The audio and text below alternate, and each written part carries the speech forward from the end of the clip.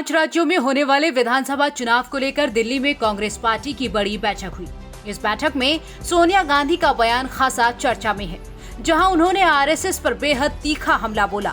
इस बैठक में सोनिया गांधी ने सभी को अनुशासन में और एकजुट रहने की हिदायत दी। इसके अलावा उन्होंने पार्टी और संगठन को मजबूत करने के लिए नेताओं से पहल करने और अपनी निजी महत्वाकांक्षाओं और स्वार्थ से ऊपर उठकर पार्टी हित में काम करने को कहा।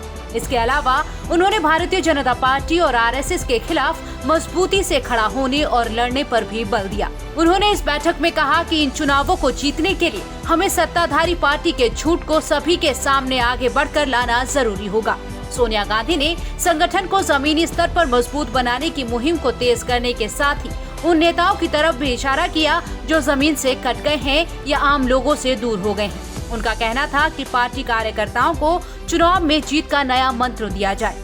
साथ ही उन्होंने ये भी कहा कि पार्टी कार्यकर्ताओं को इसके लिए पूरी ट्रेनिंग दी जाए, जिससे वो भाजपा द्वारा फैलाए जा रहे झूठ का पर्दाफाश कर सके। इस बैठक में ये भी कहा गया कि कांग्रेस देश में जारी अहम मुद्दों पर हर रोज अपनी राय एक बयान के रूप में जारी करेगी। सोनिया गांधी ने कहा कि पार्टी के नए कार्यकर्ताओं को कांग्रेस के विचारों से अवगत कराया जाना चाहिए।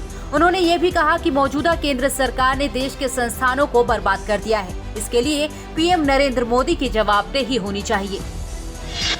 लखीमपुर खीरी हिंसा मामले में सुप्रीम कोर्ट ने आज फिर यूपी सरकार को फटकार लगाई और पूछा कि घटना स्थल पर हजारों की भीड़ थी, फिर भी अब तक 23 से चश्मदीद गवाह क्यों मिले। इतना ही नहीं, सुप्रीम कोर्ट ने उत्तर प्रदेश सरकार को घटना के गवाहों को सुरक्षा प्रदान करने का निर्देश दिया और ये भी निर्देश दिया कि गवाहों के बयान तेजी से दर्ज किए जाएं। सुप्रीम कोर्ट में लखीमपुर खीरी हिंसा मामले में अदालत की निगरानी में स्वतंत्र जांच की याचिका पर सुप्रीम कोर्ट में CJI NV Ramana, justice Suryakant और जस्टिस हिमा कोहली की बेंच ने सुनवाई की। अब इस मामले की सुनवाई 8 नवंबर को होगी। उत्तर प्रदेश सरकार की तरफ से पेश हुए वरिष्ठ अधिवक्ता हरीश साल्वे ने सुप्रीम कोर्ट को बताया कि 68 गवाहों में से 30 गवाहों के बयान दर्ज किए गए हैं और 23 लोगों ने घटना के चश्मदीद होने का दावा किया। इस पर सीजेआई ने कहा कि वहां बड़े पैमाने पर किसानों की रैली चल रही थी, सैकड़ों किसान मौजूद थे, तो केवल 23 चश्मदीद क्यों मिले। इसके बाद साल्वे ने कहा कि लोगों ने कार और कार के अंदर मौजूद लोगों को देखा है। वहीं हरीश साल्वे ने सुप्रीम कोर्ट से कहा कि अब तक जितने गवाहों के बयान दर्ज हैं, उनके बयान यूपी सरकार सीलबंद लिफाफों में दे सकती है। सुप्रीम कोर्ट ने उत्तर प्रदेश सरकार से मामले से जुड़े गवाहों के बयान दर्ज करने और जिला न्यायाधीश से न्यायिक मजिस्ट्रेटों की सेवाएं लेने को कहा। साथ ही कोर्ट ने उत्तर प्रदेश सरकार से इलेक्ट्रॉनिक साक्ष्य की रिपोर्ट तैयार करने को लेकर उसकी चिंताओं से फोरेंसिक प्रयोगशालाओं को अवगत कराने और इसमें तेजी लाने के निर्देश दिए। यूएई में खेले जा रहे T20 वर्ल्ड कप में भारत और पाकिस्तान के बीच हुए मैच में भारत की हार के बाद पटाखे फोड़ने का मुद्दा चर्चा में बना हुआ है। हरियाणा के स्वास्थ्य मंत्री अनिल विज ने हालांकि पटाखे फोड़ने वालों को निशाने पर लिया है। विज ने आरोप लगाया कि भारत के खिलाफ पाकिस्तान के क्रिकेट मैच जीतने पर जो लोग पटाखे फोड़ते हैं उनका डीएनए भारतीय नहीं हो सकता।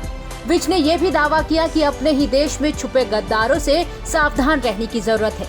अनिल विज ने पीडीपी चीफ महबूबा मुफ्ती को निशाने पर लिया। विज ने कहा, महबूबा मुफ्ती को साबित करना होगा कि वो कितनी भारतीय हैं। खेल है, खेल में हार जीत होती रहती है, लेकिन भारत के हारने से जो भारत में खुशियां मनाते हैं, पटाखे फोड़ते हैं, उनका डीएनए भारतीय नहीं हो सकता।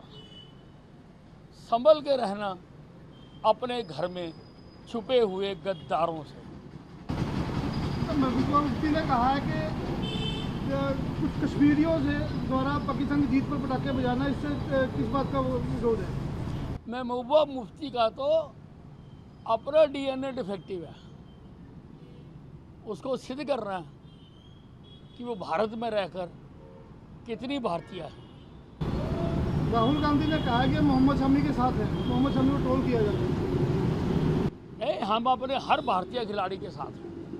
दरअसल भारतीय जनता पार्टी के वरिष्ठ नेता की टिप्पणियां पड़ोसी देश की जीत पर कथित रूप से जश्न मनाने वाले कश्मीरियों के खिलाफ आक्रोश की मीडिया में आ रही खबरों पर आई हैं। पंजाब में कुछ कश्मीरी स्टूडेंट्स की पिटाई का मामला भी सामने आया है।